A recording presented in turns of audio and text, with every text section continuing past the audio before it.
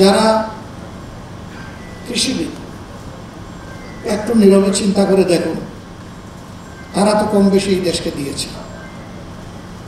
তারা প্রোটিনের অভাব পূরণের জন্য মৎস্য এবং পশুপালন এই দুই খাতে তাদের মেধাকে বিনিয়োগ করার কারণে জাতি এখান থেকে সরাসরি বেনিফিট পাচ্ছে। ফসল এবং ফল উৎপাদনে তাদের রিসার্চগুলো জাতিকে সরাসরি এখন বেনিফিট দিচ্ছে।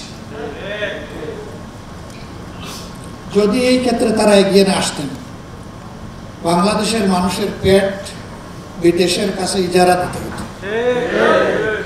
আমি তাদেরকে ধন্যবাদ জানাই। রিসার্চে আরও যদি তাদেরকে উৎসাহিত করা হয়, লজিস্টিক দিয়ে, পর্যাপ্ত ফান্ড দিয়ে, দেশ আরও বেশি উপকৃত হবে ইনশাআল্লাহ। কিন্তু আমরা যদি মেধার দিক থেকে দেখি, এইচএসসি পাস করার পরে আমাদের সময় ট্রেন্ড ছিল প্রথমে বুয়েটে যাবে, না পাইলে মেডিকেলে আসবে, এরপরে এগ্রিকালচারে যাবে, তারপরে জেনারেল এডুকেশনে যাবে এবং সেখানে প্রায়োরিটি বিশেষে ঢাকা বিশ্ববিদ্যালয়। এই ছিল তখনকার ট্রেন্ড। আন্ডার গ্রাজুয়েশনে মানুষ কেমনে কোন দিকে ঢুকবে। তাহলে স্বীকার করতে হচ্ছে যে সবচেয়ে মেধাবী যারা তারাই গিয়েছেন ওখানে, বুয়েটে বা ইঞ্জিনিয়ারিং বিশ্ববিদ্যালয় কলেজগুলো। এই মেধাবীর কাছে কি এই জাতির কোনো কিছু পাওনা নেই? কিন্তু আমরা কি দেখি?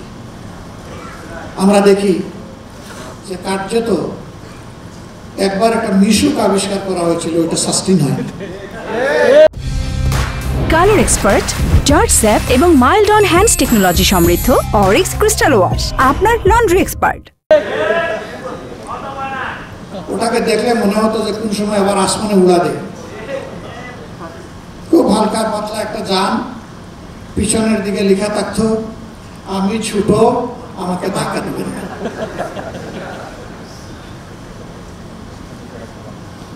আমাদের আবিষ্কার চোখে পড়ার মতো আর অনেক কিছু হতে পারত। চায়না গত 27 বছরে সেখানে দস্তুর মতো একটা রেভলিউশন করেছে। তারা তো আমাদের কাছের দেশ। ভারতে অনেক উন্নতি অগ্রগতি হয়েছে। আমাদের এখানে প্রকৌশল সেক্টরে হয়নি কেন?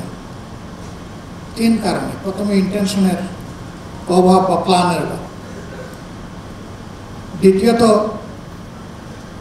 পৃষ্ঠপোষকতা অথবা সাপোর্টের অভাব, তৃতীয়ত ভিশনের অভাব, চতুর্থত কারেজের অভাব, পঞ্চম হচ্ছে এফোর্টের অভাব। এই 5 অভাবের কারণে আমরা পিছিয়ে পড়ে আছি। আমরা এই গুণে ধরা বাংলাদেশ ইনশাআল্লাহ বদলাতে চাই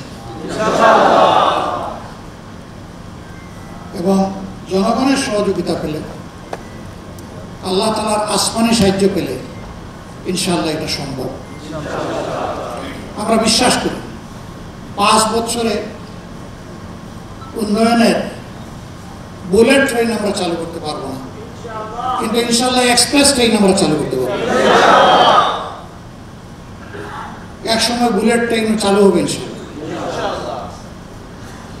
ইনার্শিয়া অফ মোশনে তখন সিভিলাইজেশন সামনের দিকে চলতে থাকবে আল্লাহ চাই। আমাদের সমাজে দায়িত্ববোধের চাইতে মর্যাদার লড়াইটা বেশি হয়। আমি যদি দায়িত্ববোধের সাথে আমার দায়িত্বটা পালন করি, মর্যাদা আমার পিছনে গোলামের মতো লেগে থাকবে।